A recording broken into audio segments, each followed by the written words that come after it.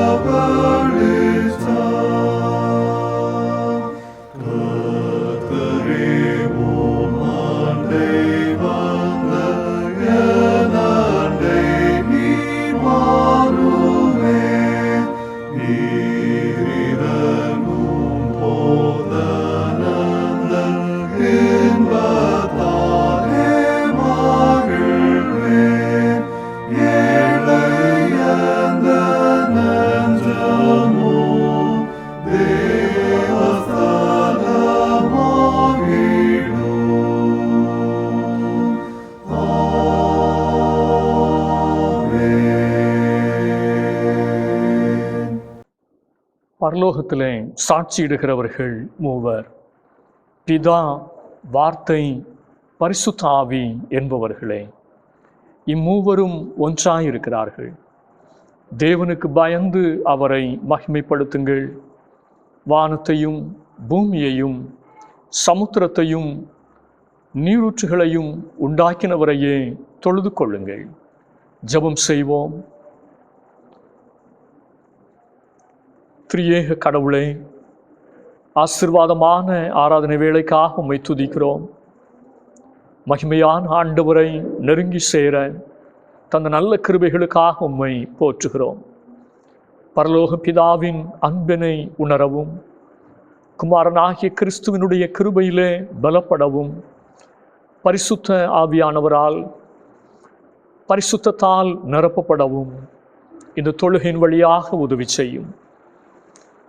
மனக்லேசமுள்ள அந்நாளின் கண்ணீரை துடைத்து பாக்கியவதியாய் மாற்றியவர் மனதுக்கத்தை மாற்றி ஆறுதல் படுத்தும். ஆராதனையின் துவக்கம் முதல் நிறைவு மட்டும் ஆண்டவருடைய பிரசன்னம் ஒவ்வொருவரையும் ஆட்கொண்டு வழி நடத்தட்டும். பரலோகத்தின் ஆண்டவரை கருத்தாய் ஆராதிக்க ஆழமான விசுவாசத்தோடு பற்றி கொள்ள கிருபை தாரும். இயேசு கிறிஸ்துவின் திருநாமத்தில் வேண்டிக் கொள்ளுகிறோம் நல்ல பிதாவே, ஆமென். ஆண்டவருடைய பரிசுத்த நாமத்தை நாம் மகிமைப்படுத்தும் வண்ணமாக ஞான பாடலிலே 243வது பாடலை பாடுவோம். கர்த்தர் என் பக்கமாகில் எனக்கு பயமே. ஞான பாடல் 243.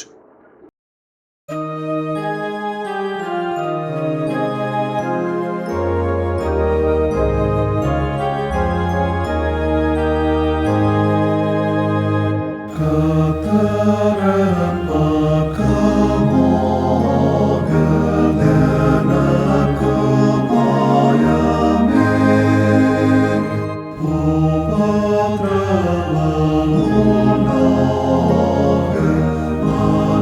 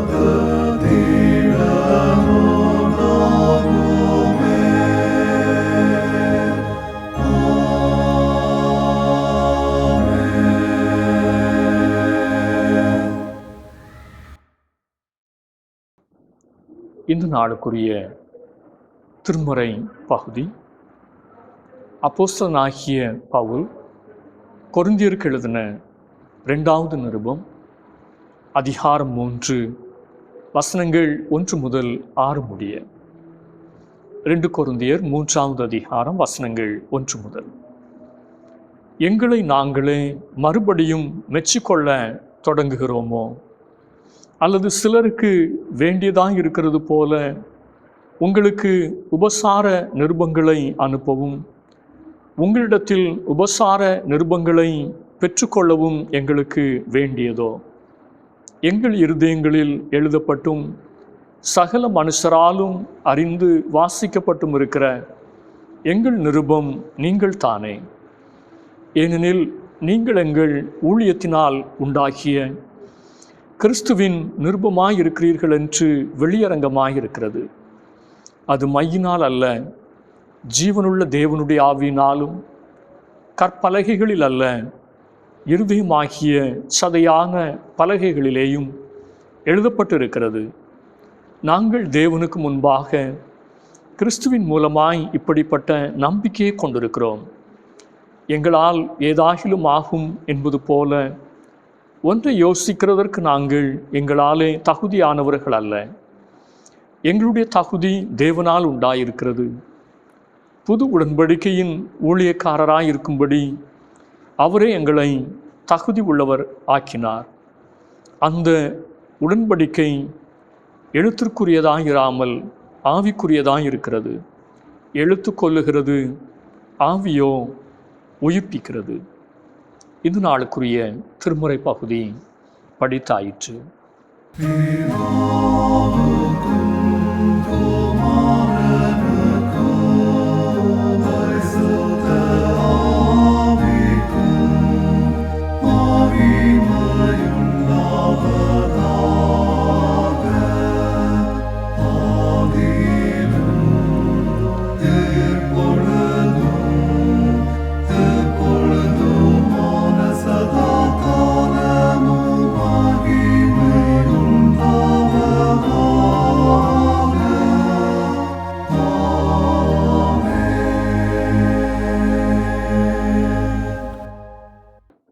ஆண்டவருடைய வார்த்தையை கேட்க நாம் ஆயத்தப்படும் வண்ணமாக தேவசேனை வானம் மீது என்கிற பாடலை உற்சாகமாய் பாடுவோம்.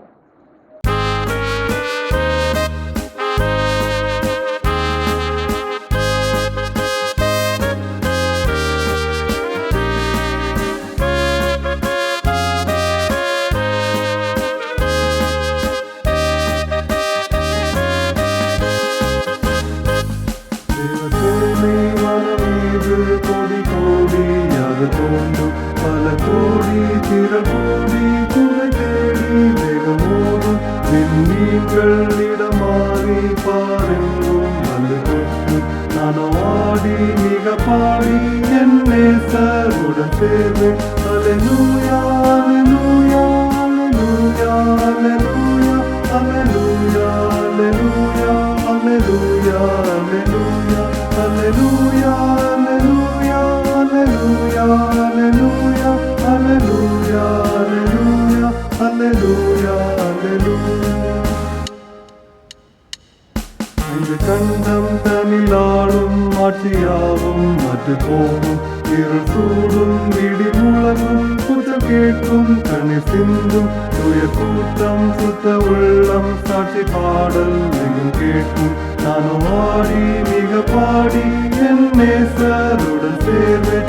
அல்லேலூயா அல்லேலூயா அல்லேலூயா அல்லேலூயா அல்லேலூயா அல்லேலூயா அல்லேலூயா அல்லேலூயா அல்லேலூயா அல்லேலூயா அல்லேலூயா அல்லேலூயா அல்லேலூயா அல்லேலூயா அல்லேலூயா அல்லேலூயா. கடல் கூறும் கரை உடையும் கப்பல் கவிழும் பெரும் நாசும் போக்குவரத்து யாவும் நிற்கும் இனி உலகம் என்பதில்லை. வாக்கு மாறா வேதம் கூறும் வார்த்தையாவும் நிறைவேறும். நானும் ஆடி மிக பாடி என் நேசருடன் சேர்வேன். அல்லேலூயா அல்லேலூயா அல்லேலூயா அல்லேலூயா அல்லேலூயா அல்லேலூயா அல்லேலூயா அல்லேலூயா அல்லேலூயா அல்லேலூயா அல்லேலூயா அல்லேலூயா அல்லேலூயா அல்லேலூயா அல்லேலூயா அல்லேலூயா. இயேசுவின் வாக்கு நித்திய வாக்கு என்னும் மாறாதே வானமும் பூமியும் மாறிப்போம் வல்லவன் வாக்கு மாறாதே. வானமும் பூமியும் ஒழிந்து போனாலும் உம்முடைய வார்த்தை ஒரு நாள் ஒழியாது. என்ற வார்த்தைகளுக்கு ஏற்பபடி உம்முடைய வாக்கு நிச்சயம், உம்முடைய வாக்கு எதுவுமே மாறாது. அந்த வார்த்தையை நம்பி நாங்கள் வந்திருக்கிறோம். அந்த வார்த்தையை தியானிக்க இருக்கிறோம். ஆண்டவர் எங்களோடும் இடைபெறும். உன் சித்தத்திற்கு செய்து கொடுத்து கீழ்ப்படிந்து வாழ எனக்கும் எங்களுக்கும் உதவி செய்யும். இயேசுவின் நாமத்தில் வேண்டுகிறோம் நல்ல பிதாவே, ஆமென்.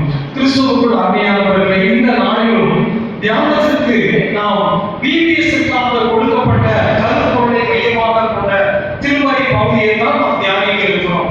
அதற்கு முன்பு, அந்த திருமறை தியானத்திற்கு முன்பு நான் உங்களிடத்திலே முகமுறையாக சொல்லுகிற சில காரியங்களை உங்கள் சிந்தனைகளை நீங்கள் அப்படியே பதித்து கொண்டு தொடர்ந்து அந்த செய்தி நேரத்தில் நீங்கள் இருக்கும்படி கேட்டுக்கொள்கிறேன். நீங்களும் நானும் இந்த உலகத்திலே குறிப்பிட்ட ஆண்டுகளுக்கு முன்பு அல்லது தலைமுறைக்கு முன்பு நம்மளுடைய முன்னோர்கள் மூலமாக கிறிஸ்தவர்கள் என்று அழைக்கப்பட்டு வேதக்காரர்கள் என்று அழைக்கப்பட்டு இன்னைக்கு அவருடைய பிள்ளைகளாக திருச்சபையை நாம் அனுபவித்து வருகிறோம். கிறிஸ்தவ ஆங்கில பிள்ளைகள்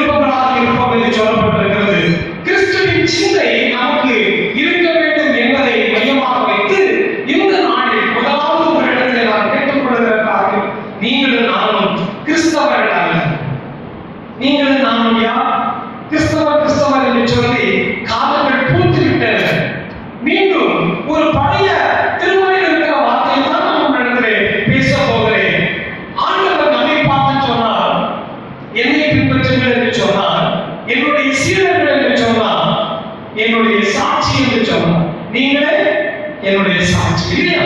ஆண்டவர் சொன்ன வார்த்தை கிறிஸ்தவன் என்று சொல்லவில்லை. கிறிஸ்தவர்கள் என்று யாருக்கு எப்பொழுது பெயர் வந்தது?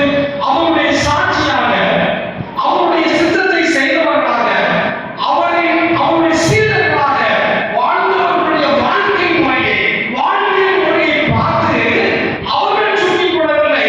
யாரோ ஒரு மொழியை சூட்டினார்கள். இவர்கள் யார்? கிறிஸ்தவர்கள். இதுதான் திருமலை சொல்லுகிற சத்தியம். ஆனால் வாழையடி வாழையாக பரிணாம வளர்ச்சியில் என்ன ஆகிவிட்டது? நான் பிறந்திருக்கிறேன், என் பெற்றோர் எனக்கு ஐசக் சாமுவேல் பெயர் சூட்டி திருமணத்து கொடுத்து என்னை திருச்சபையில் கிறிஸ்தவனாக என்னை சேர்த்து விட்டார்கள். தவறு இல்லை. ஆனால் அதற்குள் இருக்கிறதான சத்தியத்தை இந்த நாளிலே, வீரியமான வார்த்தை இந்த நாளிலே உங்களிடத்திலே உற்சாகப்படுத்தும்படியாக சொல்கிறேன். இப்படி இருக்கிற வாழ்க்கையிலே அப்போஸ்தலனாகிய பவுல் கொரிந்து திருச்சபைக்கு இன்னைக்கு நாம் வாசிக்க கேட்ட வசனத்தை நேராக திருப்பி எடுத்துக்கொள்வோம். 2 கொரிந்தியர் 3ஆம் அதிகாரம் அவரே சொல்கிறார், ஏனெனில் நீங்கள் எங்கள் ஊழியத்தினால் உண்டாகிய கிறிஸ்துவின் நிருபம். இது 3வது வார்த்தை. என்னுடைய சீடர்கள், என்னுடைய சாட்சியாக இருக்கிறீர்கள். அடுத்து பவுல் சொல்கிறார், நீங்கள் யார்? என்னுடைய நிருபங்கள். எவ்வளவு அழகான அர்த்தம் நிறைந்த ஒரு வார்த்தை என்பதை பாருங்கள். நிருபங்கள் என்றால் என்ன? கடிதம் என்பதை நாம் சிந்தித்து விட்டோம். நமக்கு தெரிந்தாகிவிட்டது. கடிதம் என்றால் என்ன? நான் என் மகனுக்கு கடிதம் எழுதுகிறேன், என் நண்பனுக்கு கடிதம் எழுதுகிறேன். ஒரு நிறுவனம் வணிகம் சார்ந்து தன்னுடைய கிளையண்ட்டுக்கு, வாடிக்கையாளர்களுக்கு ஒரு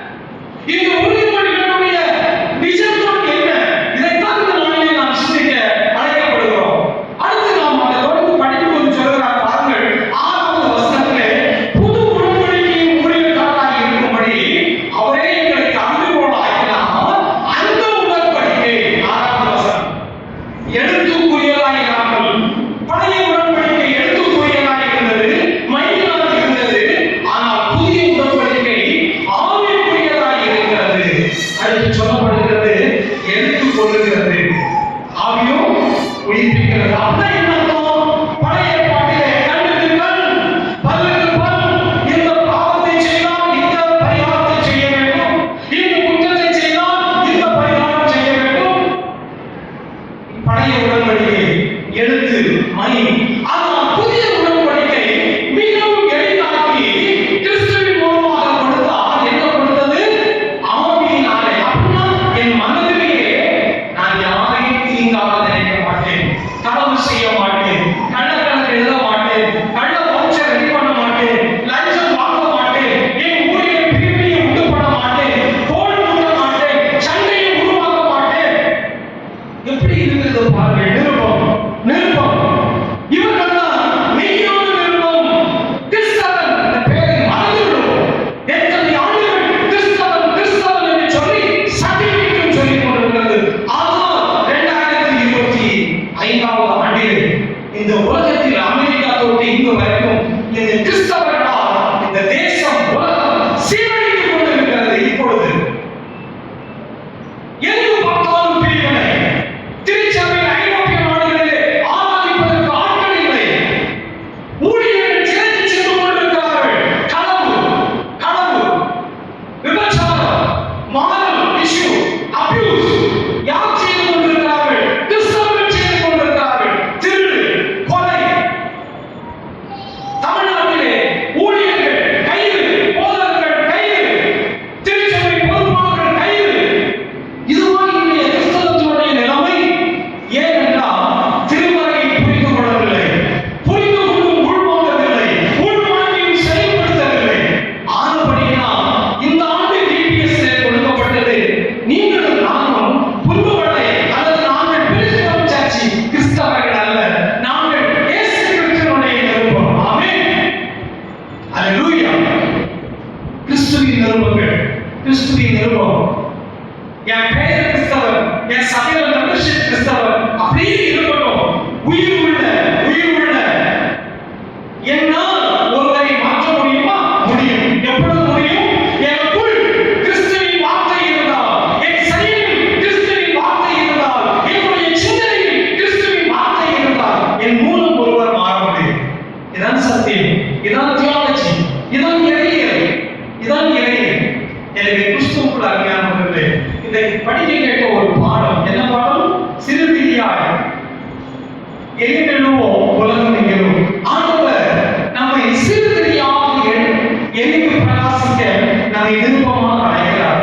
அதிலே முதலாவது சரணங்கள் எப்படி சொல்கிறது? உறவுகளில் இருள், உறவுகளில் இருள், உதவி செய்வதில் இருள், நட்பிலே இருள். நாம் வேறு யாரையும் திருத்த வேண்டாம். நான் அடிக்கடி சொல்றேன், சுவிசேஷமே சொல்லலாம். உன்னை ஒருத்தரையும் ஒன்றும் மாற்ற வேண்டாம். மாற வேண்டியது யார்? நான்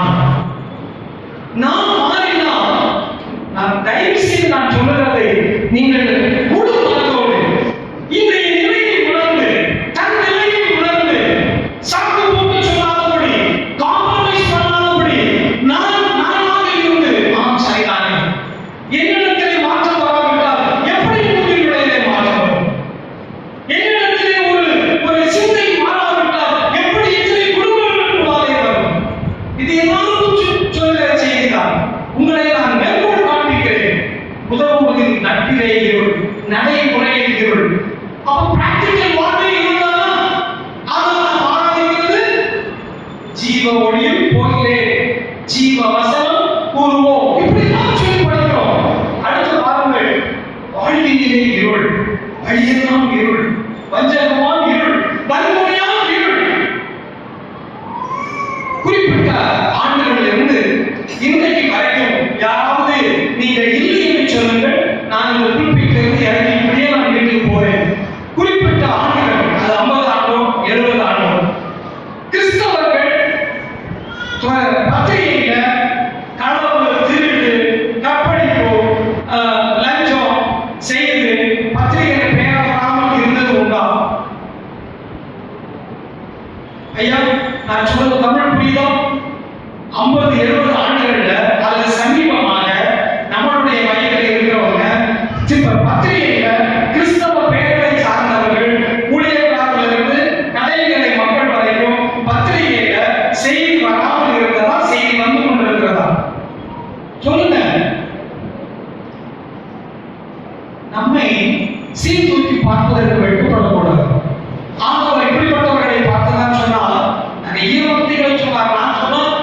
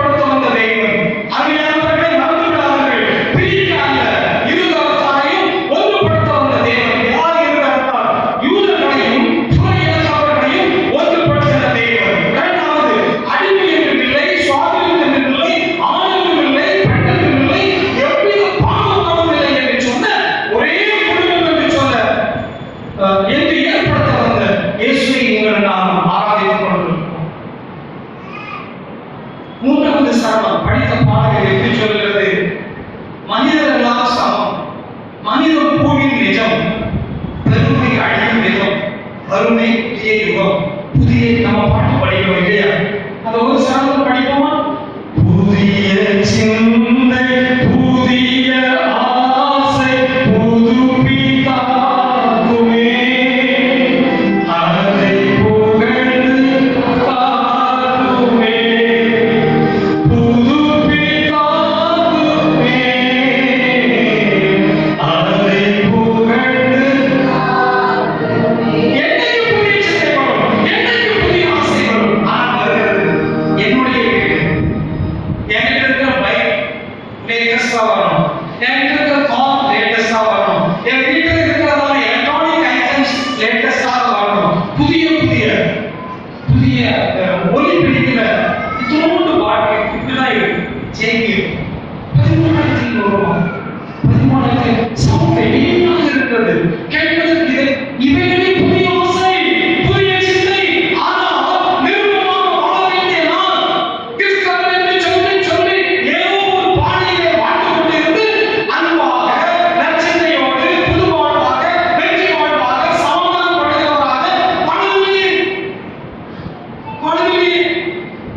இவர்களே புதிய சிந்தை வாழ்விலே ஒரு பிரச்சனை. தெரியாமல் பேசிட்டேன், மன்னிச்சிடுங்க. பேசுறியா? அவன் அப்படி பேசுகிறான், பார்ப்போம். இப்படி தானே போய்கிட்டு இருக்கிறது நம் சிந்தை. கிறிஸ்துவின் சிந்தை என்ன சொல்கிறது? விட்டு கொடு. ஆரம்பத்திலே சீடர்களுக்கு கற்றுக் கொடுத்தார் ஆண்டவர். உன்னை ஒரு மைல் தூரம் ஒருவர் பலவந்தப்படுத்தினால் நீ போயிரு. ஒரு சக்தியை கேட்டா கொடுத்துரு. ஒரு கன்னத்தில் அடித்தா இரண்டாவது கன்னத்தில் காமிச்சு அடின்னு சொல்லல, விட்டு கொடுத்து விடு. காரணம் உனக்காக நான் விட்டு கொடுத்தேன், உனக்காக நான் விட்டு கொடுத்தேன். ஆறுபடியினால் புதிய உடன்படிக்கை இலவசமான மீட்பு. பலி செலுத்த வேண்டாம், நடக்க வேண்டாம், எந்த விதமான உடலையும் நீங்கள் என்ன செய்ய வேண்டாம், சேதப்படுத்த வேண்டாம். கிறிஸ்துவுக்குள்ளார்களே, இந்த பாடலின் வரிகளுக்கு சமீபத்தில் சொந்தம் கொண்டாடுகிற 2 நபர்களை சொல்லி மேற்கோள் காண்பித்து நான் முடிக்கிறேன். கேரளாவிலே சமீபத்தில் எல்லோரும் பயணப்படி காதுகளிலே ஒலித்துக் கொண்டிருந்த பெயர் வேடன். இல்லையா? யார் அந்த வேடன்? எத்தனை பேர் இந்த செய்தியை பார்த்தீங்க, உட்கொண்டீங்க? இது காலத்தின் தேவைதானா? கடைசி ஏற்பாடி அவரே இப்படி என்றால் நான் எப்படி என்று நான் சிந்திப்பேன். இது ஆண்டவர் எனக்கு கொடுத்த பயனாக வளர்ச்சி. இந்த திருமணியை படிக்கும் பொழுது, இயேசுவை படிக்கும் பொழுது என்ன தெரியுமா நமக்குள் வர வேண்டும்? நான் இத்தனை ஆண்டுகளாக பார்வையை கிறிஸ்தவன் அல்ல. நான் என்ன செய்து கொண்டிருக்கிறேன்? நான் என்ன செய்து கொண்டிருக்கிறேன்? என்னிடத்திலே இருக்கிறதான நல்ல பண்பு என்ன? வேண்டர் எல்லோரும் சமம் அப்படின்னு ஒற்றை வார்த்தையினுடைய பாடலிலே படித்துக் கொண்டிருக்கிறார். கேரளா, தமிழ்நாடு, இந்தியா, உலகத்தில் பயனாகி கொண்டிருக்கிறது. ஐயா, ஒரு வேடனிடத்தில் இப்படிப்பட்ட வேட்டை, இப்படிப்பட்ட துடிப்பு இருக்குமேயானால் இத்தனை ஆண்டு கால கிறிஸ்தவர்களாக இருக்க நம்முடைய வாழ்க்கையிலே திருவிழாக்களை பங்கெடுக்கிற நாம், பாவத்தை செய்து பாவ மன்னிப்பை பெற்றுக் கொண்டிருக்கிற நாம், சமாதானம் போதும் இயேசு கிறிஸ்து இவர்தான் என்று சொல்கிற நாம், உயிர் தடுத்தாலே அல்லேலூயா என்று சொல்கிற நாம், எத்தனை வேடங்களாக நாம் இருக்க வேண்டும்?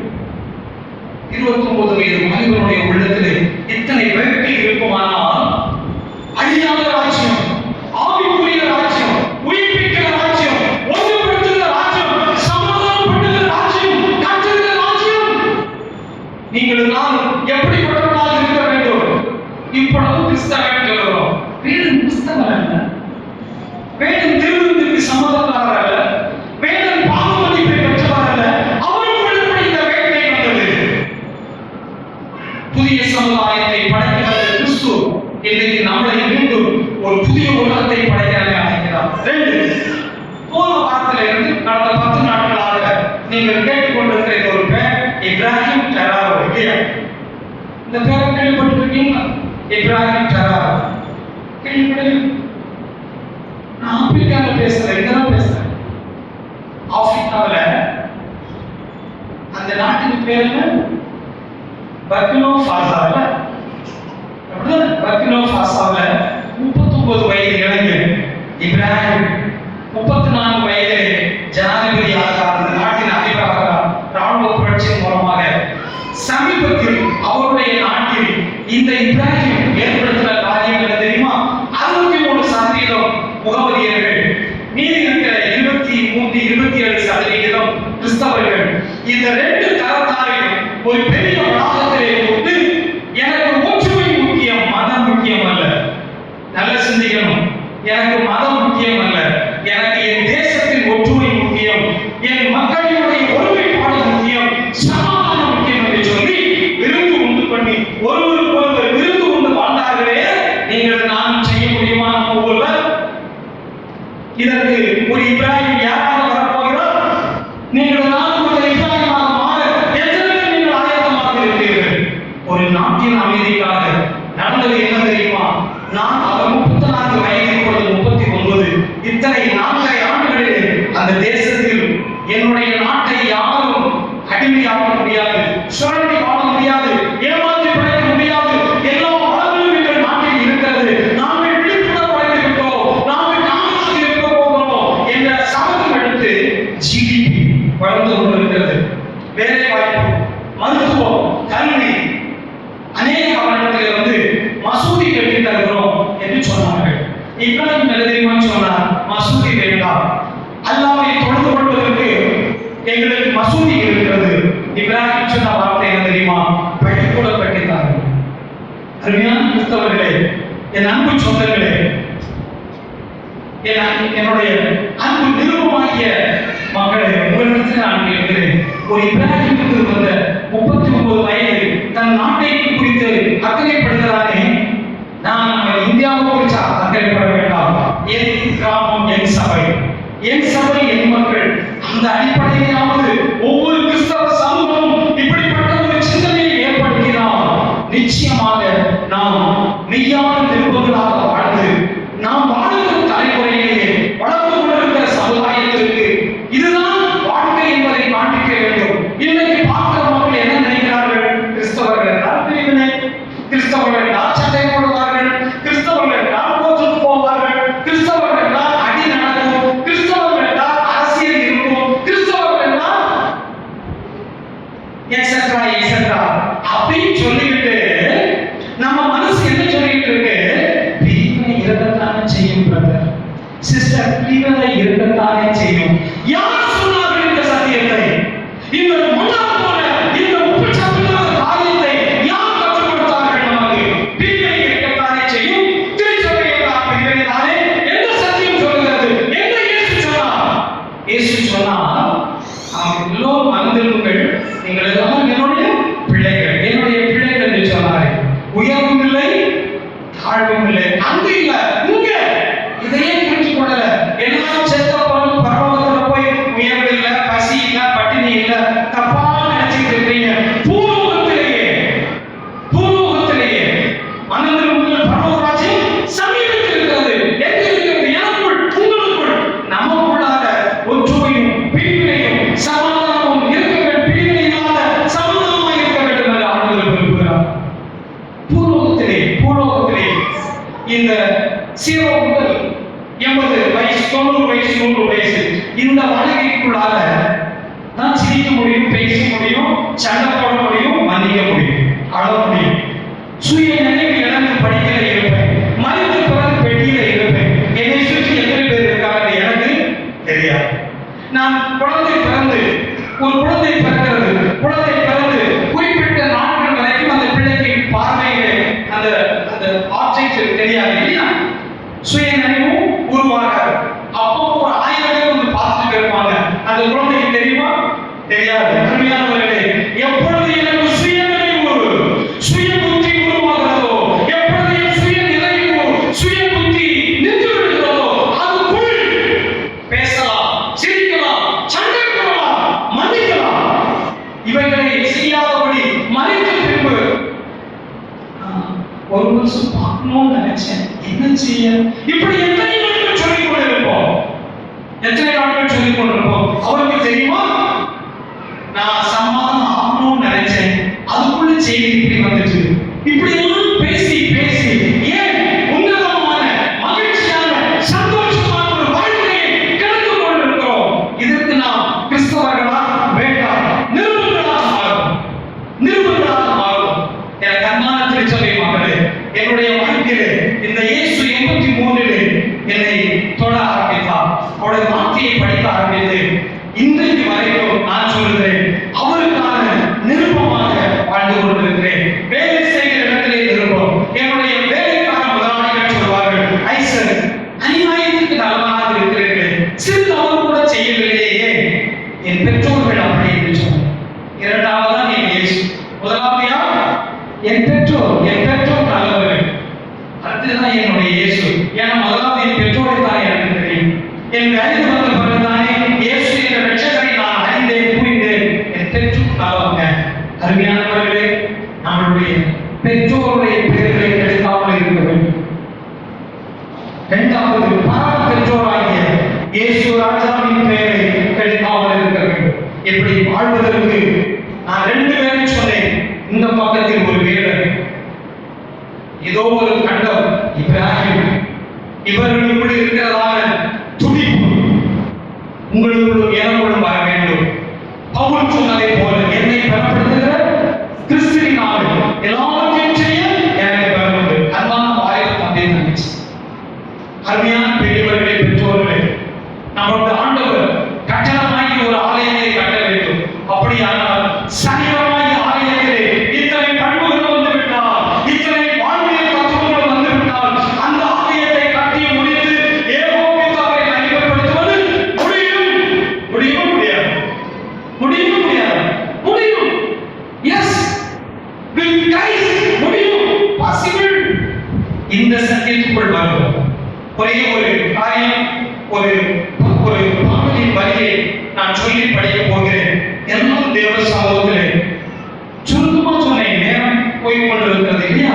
முறுமுறுப்பு வந்துவிடக்கூடாது. நான் இப்பொழுது போய்விடுவேன்.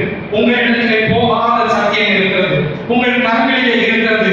படித்து மனதிலே புதிய சிந்தை, புதிய ஆசையை ஏற்படுத்தி, நான் கிறிஸ்தவர் அல்ல, நான் அவருடைய சீடன், அப்படியாக என் இயேசு எப்படியோ அப்படியே நான் அவருடைய நிருபம். ஏன்? அவருடைய கடிதம் என் கையில் இருக்கிறது. அவருடைய கடிதத்தை படிக்க எங்கே மற்றவர்கள் இயேசுவை காண வேண்டும். அவருடைய அழைப்பை அனுசரித்து வாழ நாம் அழைக்கப்படுகிறோம். நீங்க என்னுடைய வார்த்தை, போதவருடைய வார்த்தை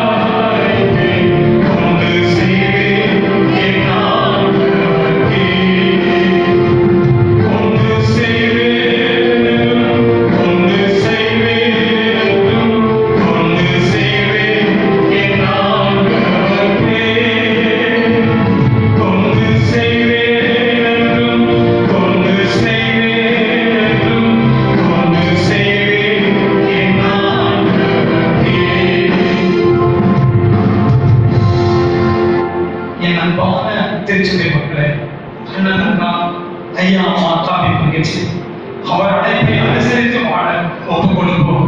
வேற யாருடைய அழைப்பை பற்றி நாம் பேசவில்லை, நாம் சிந்திக்க வேண்டாம். நமக்காக ஜீவனை கொடுத்த, விட்டு கொடுத்த சமாதான பிரபுவாகிய இயேசு கிறிஸ்துவுக்கு சித்தம் செய்வதற்கு அவருடைய அழைப்பை அனுசரிப்போம். இன்றிலிருந்து ஒரு புதிய சிந்தையோடு, புதிய ஆசையோடு, ஒரு புதிய உற்சாகத்தோடு என் சபை, என் மக்கள், என் கிராமம் என்ற அடிப்படையில் வைராக்கியமாக கிறிஸ்துவுக்காக வாழ்வோம், செயல்படுவோம். நம்மை கொண்டு, உங்களை கொண்டு கர்த்தர் பெரிய காரியங்களை செய்வார். அவருடைய புண்ணிய நாமத்திலே ஜெபிக்கிறோம். ஜெபங்கள் நல்ல பிதாவே, ஆமென். ஆராதனைக்கு நிறைவு பாடலாக ஞான பாடலிலே 265வது பாடலை பாடுவோம். என்னை தெய்வ சாயலான சிருஷ்டியாக்கி பின்பு நான் என்று தொடங்குகிற 265வது ஞான பாடல்.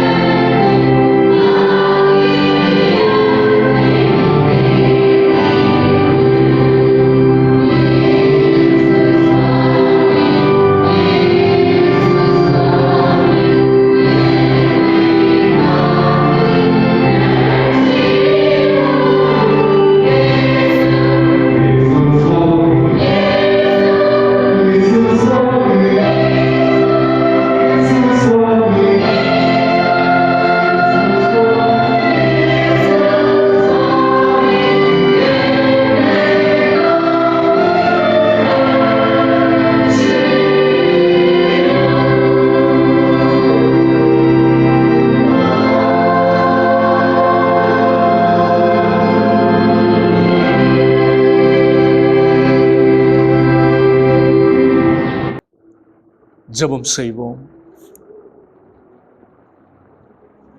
மகத்துவம் உள்ளவரும் மாசற்றோருமான அன்பின் கடவுளே,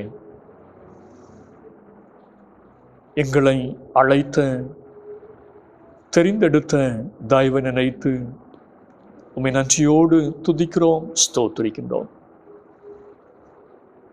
கிறிஸ்துவின் நிருபங்களாக இந்த உலகத்திலே எங்களை கர்த்தர் வைத்திருக்கிறீர். எங்களை காண்கிறவர்கள் கிறிஸ்துனுடைய அன்பையும் தெய்வீக நற்குணங்களையும் கண்டு ஆண்டவரை மகிமைப்படுத்தத்தக்கதாய் எங்களுடைய வாழ்க்கையிலே மறுரூப அனுபவத்தை தந்து ஆசீர்வதியும். கேட்ட வார்த்தையின்படி ஒவ்வொருவரையும் கர்த்தர் ஆசீர்வதிப்பீராக. இந்த நாளிலும் குடும்பங்களுடைய நன்மைகளுக்காய், சமாதானத்திற்காக, ஆசீர்வாதத்திற்காக ஜெபிக்கிறோம்.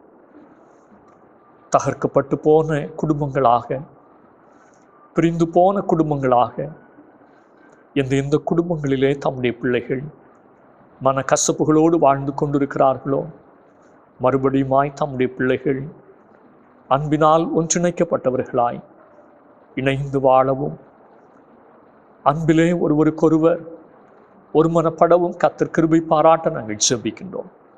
கணவன் மனைவி, பெற்றோர் பிள்ளைகள், சகோதர சகோதரிகள், விசுவாச குடும்பத்தார், கிராமத்திற்குள்ளாக இந்த நல்ல ஐக்கியமும் அந்யோன்யமும் காணப்பட கர்த்தர் கிருபை பாராட்ட நாங்கள் ஜெபிக்கின்றோம். அப்படியே கர்த்தருடைய ஆசீர்வதிக்கிற கரம் ஒவ்வொரு தனிப்பட்டவர்களையும் ஆசீர்வதிக்க வேண்டும் என்று சொல்லி நாங்கள் ஜெபிக்கின்றோம். தொழில் செய்கிறவர்கள், வியாபாரம் செய்கிறவர்கள், அன்றாடம் கூலி வேலைக்கு செல்லுகிறவர்கள், விவசாயத்தை நம்பி இருக்கிறவர்கள், வெளிநாடுகளிலும் தூர இடங்களிலும் பணி செய்கிறவர்கள் ஒவ்வொருவரையும் கர்த்தர் கண்ணோக்கி பாரும்.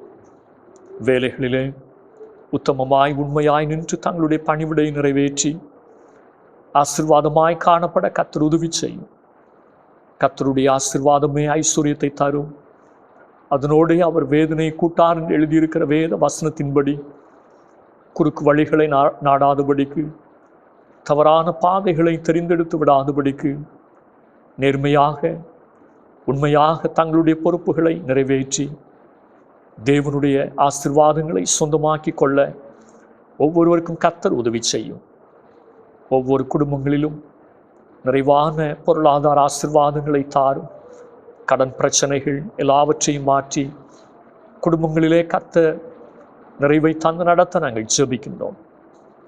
தேவைகளை எல்லாம் கர்த்தர் பரத்திலிருந்து சந்திப்பீராக. பிள்ளைகளுடைய படிப்பின் தேவைகளுக்காய் அங்கலாய்க்கிறவர்கள் உண்டு. என்ன செய்வோம், ஏது செய்வோம் என்று சொல்லி அங்கலாய்க்கிற ஒவ்வொரு பெற்றோருடைய அங்கலாய்ப்பையும் கர்த்தர் கேட்டருளி எல்லா தேவைகளும் சந்திக்கப்பட, பிள்ளைகளுடைய எதிர்காலங்கள் ஆசீர்வதிக்கப்பட கர்த்தர் உதவி செய்ய நாங்கள் ஜெபிக்கிறோம். தேவைகள் சந்திக்கப்படாத நிமித்தமாக படிப்புகள் தடைப்பட்டு விடாதபடிக்கு தம்முடைய பிள்ளைகளுடைய காரியங்களை கர்த்தர் பொறுப்படுத்திக் கொள்ள உம்மை நோக்கி நாங்கள் ஜெபிக்கின்றோம். பிள்ளைகளுடைய எதிர்காலங்களை கர்த்தர் ஆசீர்வதியும். உயர்கல்விக்காய் காத்திருக்கிற பிள்ளைகள், கவுன்சிலிங்காக காத்திருக்கிற தம்முடைய பிள்ளைகளை கர்த்தர் நினைந்தருளும். தம்முடைய பிள்ளைகளுடைய மனதின் வாஞ்சைகளை, விருப்பங்களை கர்த்தர் நிறைவேற்றி அருளும். எல்லாவற்றிலும் தெய்வ சித்தம் நிறைவேறட்டும் என்று சொல்லி உம்மை நோக்கி நாங்கள் ஜெபிக்கின்றோம். அப்படியே வாலிப வயதில் இருக்கிற ஒவ்வொருவரையும் கர்த்தர் கண்ணோக்கி பாரும். பரிசுத்தம் காத்துக்கொள்ள, வெற்றியுள்ள ஒரு வாழ்க்கை வாழ, சத்தியத்தினுடைய வெளிச்சத்திலே நடக்க, பெற்றோரை மதிக்க, எல்லா கிருபைகளையும் தந்து கர்த்தர் ஆசீர்வதிக்க உம்மை நோக்கி நாங்கள் ஜெபிக்கின்றோம். இது நிமித்தம் தம்முடைய பிள்ளைகளுடைய எதிர்காலங்களை கர்த்தர் பிரகாசிக்க பண்ண உம்மை நோக்கி நாங்கள் ஜெபிக்கின்றோம். தானியேலை போல, யோசேப்பை போல, தீமோத்தேயுவை போல தம்முடைய பிள்ளைகளுடைய வாழ்வு ஆண்டவருக்கென்று கனி கொடுக்கிற ஒரு வாழ்வாக காணப்படட்டும். ஊழியத்தின் பாதையிலே அர்ப்பணித்திருக்கிற ஒவ்வொரு பிள்ளைகளையும் கர்த்தர் நினைந்தருளும். அர்ப்பணத்தை காத்து கொண்டு கர்த்தருக்கென்று எழும்பி பிரகாசிக்க அநேக ஆத்துமாக்களை ஆண்டவர் அண்டை நடத்த கர்த்தர் உதவி செய்யும். திருச்சபையினுடைய ஊழியங்கள் ஒவ்வொன்றிலும் கர்த்தருடைய கரம் இருக்கட்டும். இதன் வழியாக விசுவாசத்திலே ஒவ்வொரு குடும்பங்களும் வேரூன்றத்தக்கதாய் கர்த்தர் கிருபை பாராட்ட ஜெபிக்கின்றோம். வாழ்வினுடைய சவால்களை தெய்வ பலத்தினால் ஜெயிக்க, சுயத்தை சிலுவையில் அறைந்து கிறிஸ்துவுக்குள்ளாக புது சிருஷ்டியாய் வாழ்ந்திருக்க கர்த்தர் உதவி செய்ய நாங்கள் ஜெபிக்கின்றோம். எந்தெந்த தேசங்களிலே போர் அபாயங்கள் சூழ்ந்திருக்கிறதோ, யுத்தங்கள் நடைபெற்று கொண்டிருக்கிறதோ, உள்நாட்டு பிரச்சனைகளினால் பாதிக்கப்பட்டிருக்கிற நிலைமையில் இருக்கிறார்களோ, கர்த்தர் அந்தந்த இடங்களிலே தம்முடைய சமாதானத்தை அருளி செய்ய நாங்கள் ஜெபிக்கிறோம்.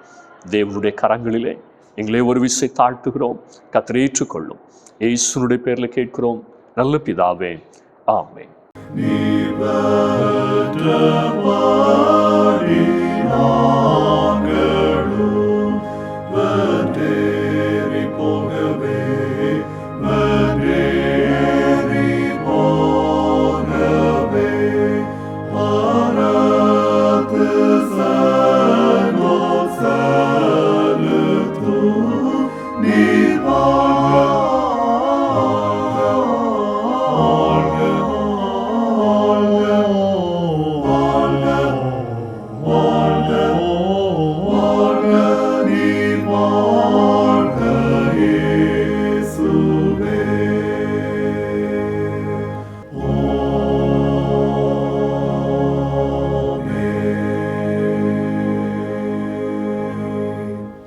நம்முடைய ஆண்டவராகிய இயேசு கிறிஸ்துவின் கிருபையும் பிதாவாகிய தேவனுடைய அன்பும் பரிசுத்தாவினுடைய ஐக்கியமும் சிநேகமும் நம் அனைவரோடும் இன்னும் இன்னும் சதா காலங்களிலும் நிறைவாய் தங்கியிருப்பதாக.